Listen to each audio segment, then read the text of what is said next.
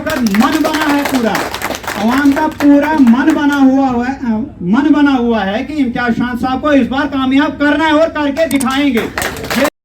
काबिल एहतराम इज़्ज़त माफ जनाब इम्तियाज अहमद शान साहब, उसके बाद वकार रसूल साहब 18 साल लगातार मिनिस्टर रहे हैं, लेकिन उसके बाद भी डुक्सर के लोगों को कुछ नहीं दिया है, 1 रुपए तक उन्होंने वहां पे नहीं दिया। खाली यही बोला कि हम एडमिनिस्ट्रेशन से बात करेंगे, एडमिनिस्ट्रेशन से आपको मुआवजा दिलाएंगे।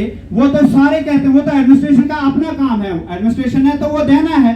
अगर हम बोलेंगे नहीं एडमिनिस्ट्रेशन को तो वो तो फिर भी देना है, वो तो एक काम है उनका।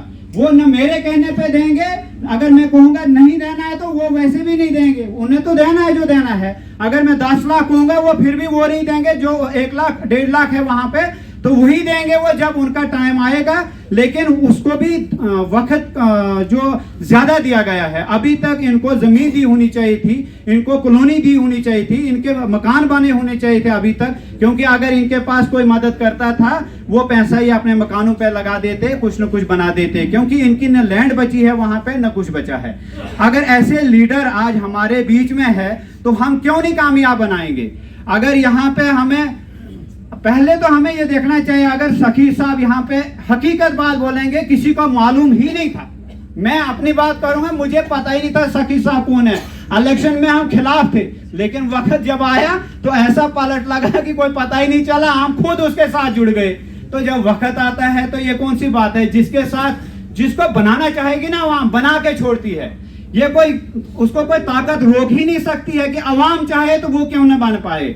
और अवाम का इस वक्त मन बना है, पूरा अवाम का पूरा मन बना हुआ है कि इम्तियाज शान साहब को इस बार कामयाब करना है और करके दिखाएंगे। ये अहद किया है इस वक्त, और चाहे हमें कितना आगे जाना पड़े, हमें रात दिन कोशिश करनी पड़े। गरीब इस वक्त जाग चुकी है, वो वक्त चले गया। पहले भी यहाँ पे एसटी भाई ने बोला था कि वो ठेकेदारों वाला जमाना चले गया है, वो ठेकेदारी अब नहीं चलती है। जो भी आएगा वो खुद आएगा और इम्तियाज साहब के साथ खुद मिलेगा। अगर हम ही कहेंगे कि आ जाओ, ये हमारा काम है, लेकिन हम ही आगे नहीं रहेंगे, वो खुद आए इम्तियाज साहब के साथ बैठे बात करे कि हमारा क्या काम है, हमारा आपके साथ क्या वादा रहेगा, आप क्या काम हमारा करोगे। अगर 18 साल हमने दूसरे कैंडिडेट को दिया, तो अगर आज फिर 5 साल या 6 साल हम दूसरे मैडम जी को दिए, और उसके बाद हम आज फिर आपको एक अक्सरियत से कामयाब करेंगे। अगर हमने मैडम जी को कामयाब करना था दिखाया करके, हकीकत बात बोलूंगा, डीडीसी चेयरपर्सन जिस मैडम बनी तो सखी साहब को मैंने अपने घर में रात को 12 बजे रखा, रात के 12 बजे मैडम जी के घर लिया। ऐसे नहीं बनते हैं लीडर, कुछ कुर्बानियां देनी पड़ती है, और हमने दी है मैडम जी के लिए, ऐसी बात नहीं है, क्योंकि उस वक्त कैंडिडेट हमें वही अच्छी दिखी थी और इस वक्त हमें इम्तियाज शान साहब कैंडिडेट दिखते हैं अच्छे।